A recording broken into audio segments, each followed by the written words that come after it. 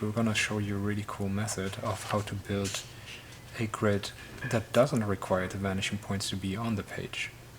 So this grid is called the brewer grid, and you find it on page 54. And we're just going to move through this. The cool setup about this is we can just basically place initially a vertical line in here. And I like to put it a little bit off center, so you don't necessarily want to have it completely in the middle of the page. To build a grid, you will have to aim for a vanishing point. So if you think of this as the front corner of a box, this line would be aiming for the right vanishing point here. And I'm gonna build another line that's a little bit stronger in at the angle pointing upwards in this case, that will go to the left vanishing point. So if we have these three lines set, there will be the next one coming in, and at this point I'm completely parallel to the line that moves towards the right vanishing point.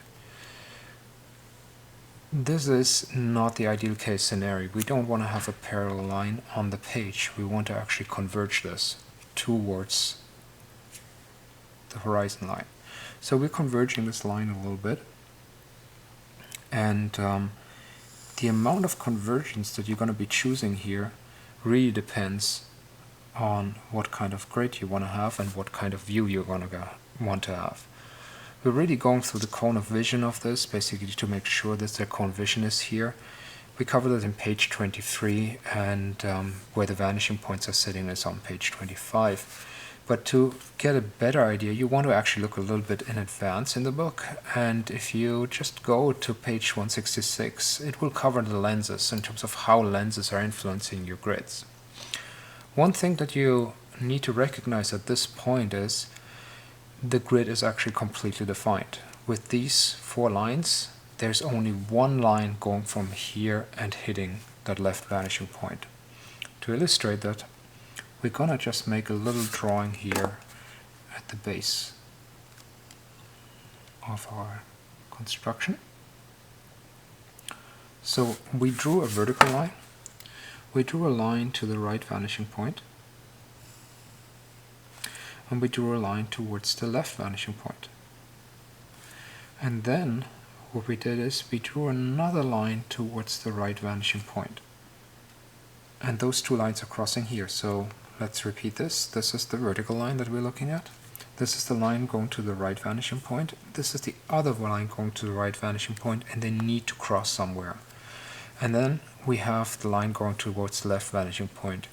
What you need to understand now is that with this, we have a horizon line, and there's only one horizon line going through this. So this would assume that we can actually draw everything on the page at this point. If this is true, then you can draw out this line, and you will see that this line pointing to the left vanishing point has one specific point where the vanishing point is, and that's where the horizon line crosses with this line. And the line that we're looking for, that one up here, there's only one solution for it. It needs to point over here. So we're a little bit constrained, because we only see this part on our page. That's all we see. So we need to work with this. In an earlier chapter, I think we were looking at around page 23, we were covering the picture plane. And if you draw something in the picture plane, the elements stay one to one. So what I did draw is, I drew a vertical line in here, then I transferred this line over here.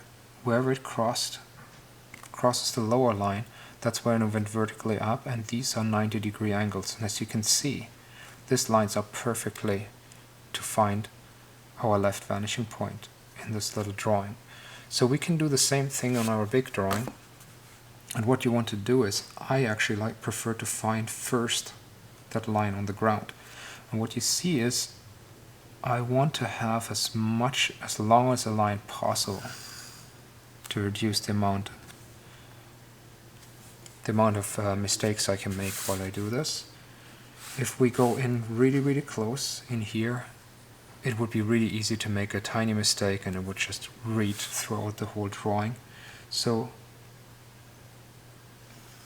getting that construction plane as wide on the page as possible is the ideal case scenario. Now I'm drawing a line 90 degrees from this vertical, or 90 degrees to this vertical. Flip it around and use that intersection point to find this point. So we have these 2 points are matching now. So what we did is we drew this line on the ground first, went up vertically, and then moved across to see where these 2 lines are meeting. When we connect this, we end up with a base layout for our grid.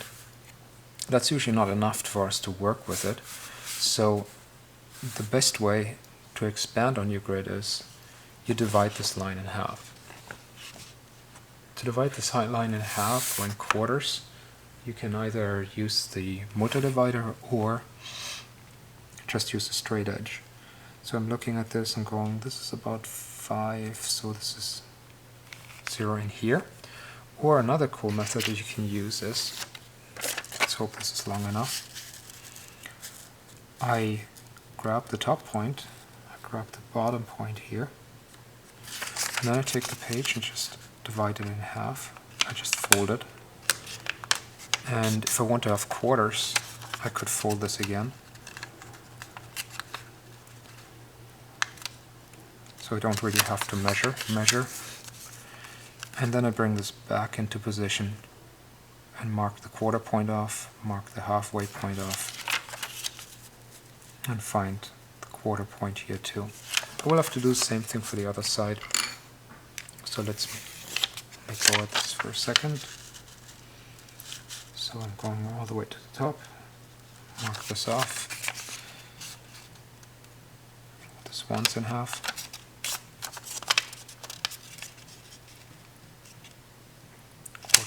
And what you will find is what is really interesting about this. The line that we have here, that is divided into quarters, is actually the same length as this line over here. 2, 3. So I want to call this the halfway point. This is a half, and this one is half too.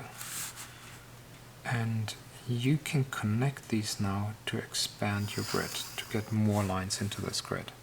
So I'm taking now the quarter point and expanding it as well. And all these lines are actually moving, as you can see, towards the right vanishing point. You see they all have a convergence toward that side. And then we're going to do the same thing for the left vanishing point. So the convergence now is moving towards this direction.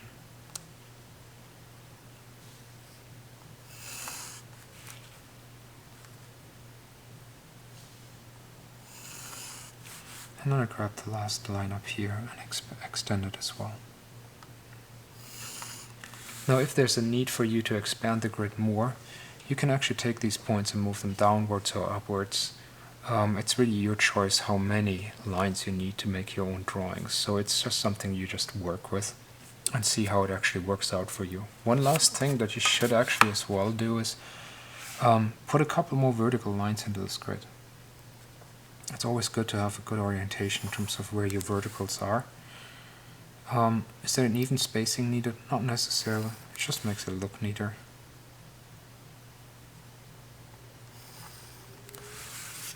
With this, you have your brewer grid.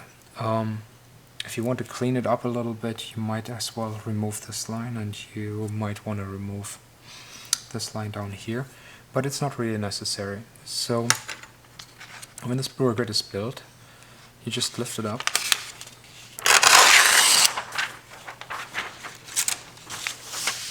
and slide it underneath your page, wherever you're going to be drawing. And that gives you a really good orientation wherever your vanishing points are. So we can use this grid actually as a base to create a different grid as well. So this was a little bit more of a conservative grid, and what we're going to be laying out here is a little bit of a stronger grid on this one, with a little bit more of convergence. So what I'm going to keep is actually the top line here, because I don't want to converge this much more, but I'm going to take the baseline here and push it up a little bit. And then I'm going to push this line too. So whenever you build your first grid, that doesn't mean you are stuck with what you have. You can easily change it. So same rules apply, so we need to just go through this and quickly apply our rules.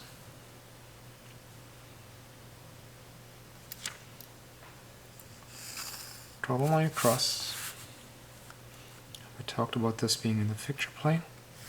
Going towards the top.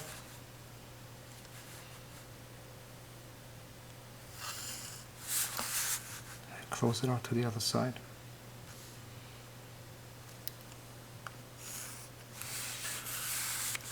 And what you will see is this grid will actually have a much stronger convergence.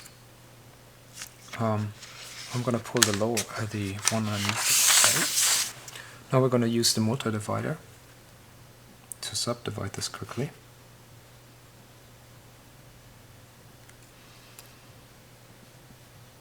Quarter steps. Expand it.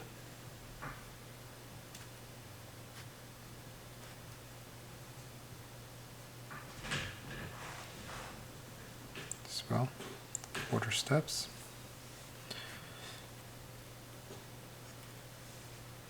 Going to the base point.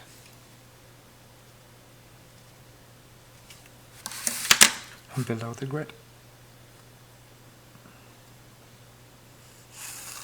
So you can see with this is actually a very, very fast method to build a grid. And even adjust the grid that you had beforehand, where you said, well, this was not quite the convergence that you were looking for.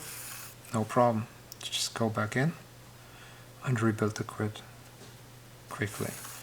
And any of these grids are really good assets, so you just want to keep them around for you to work with and slide underneath the page whenever you need them. You have a much stronger grid, and I show you now the earlier one. It was this one. It was a little bit more conservative. So depending on your subject matter, you want to choose one or the other and start using them, slide them underneath your pages and build your drawings. So with this you're ready to build some really cool XYZ shapes.